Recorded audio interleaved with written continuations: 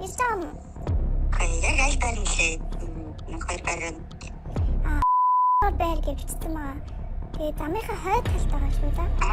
Тийм нэг хаашаа гадаж өгсөн байна тий. Бэнэ. Бэнэ. Хаана явж байгаа? Би баг гадаач нэрсэн байна да. Танд очроо удахгүй чихтэй ганцраа шүү юм байхгүй. Оохон байхгүй би. Байхгүй тий. Тийм нэг баастай. Ясараа би эндээс онгойлгоч. За, юм хөөсөөлөж.